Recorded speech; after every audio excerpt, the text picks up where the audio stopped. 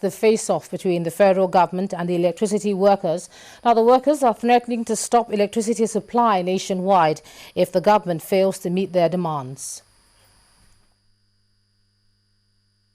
This has become a regular scene at the corporate headquarters of the Power Holding Company of Nigeria in Abuja. Workers protesting over the payment of their benefits and entitlements following the privatization of the power sector and the unbundling of the Power Holding Company of Nigeria, PHCN, into 18 companies.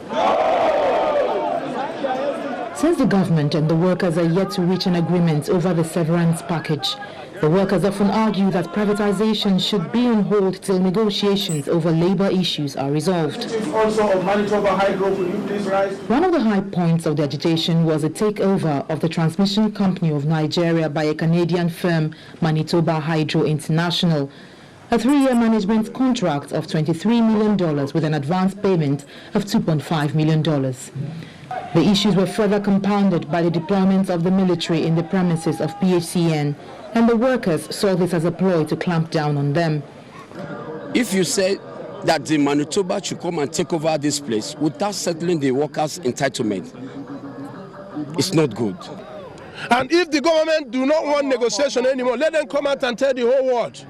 But the Minister of Power, Professor Bath Naji, explained that the government has not been successful in running the power sector and experts should be given the opportunity to improve things. He further clarified that the military at the PHCN corporate headquarters and installations is to protect the property, not to harass the workers. Some of the people who were protesting the arrival of Manitoba Hydro were given wrong information. Maybe they just didn't have the correct information. I only have 8 people who will take over 8 positions. And the people whose positions are being taken over will deputize. It's only those who undermine the process that will go. There have also been recent allegations by the workers that they are being forced by the federal government to sign papers that will compel an acceptance of a very reduced severance pay, where a staff is to receive only 1 year basic salary as severance and compelled to give consent to deduction from their salaries to a retirement savings account. We have been running our own in-house pension scheme that they have refused to fund. In my letter of employment, they said they employed me. I have a consolidated salary of 25%. That is going to pay my pension as I am going. So where is the union frustrating them? The same was the situation at the Shiworo Dam in Niger State, where the workers who blocked the entrance to the dam carrying placards demanded that the federal government revert to the gratuity plan contained in the PHCN condition of service. Please, the contract of employment, which states that when you retire or when you are told to go, you must collect all your full benefits. That's just what we want. We are saying what? No!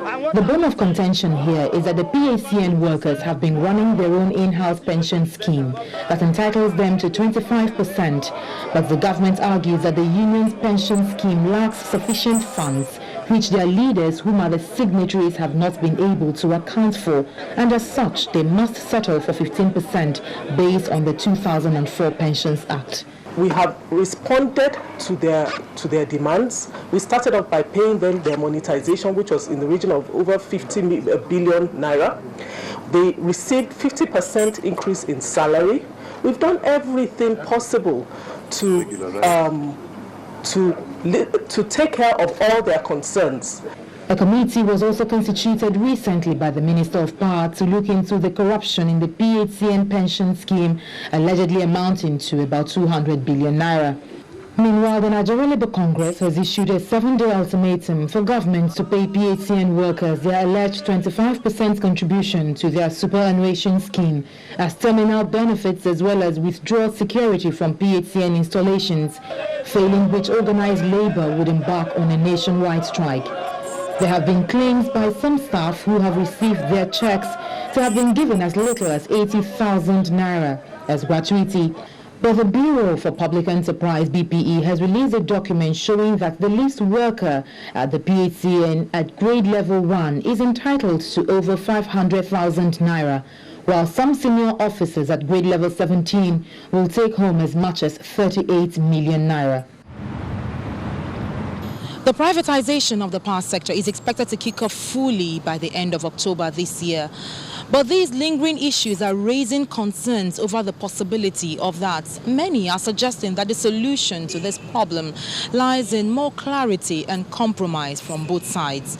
Meanwhile, Channels Television has been unable to independently verify from Canadian company Manitoba Hydro whether they've been able to resume as managers of Transmission Company of Nigeria without any hitches. Doris Okenwa, Channels Television News.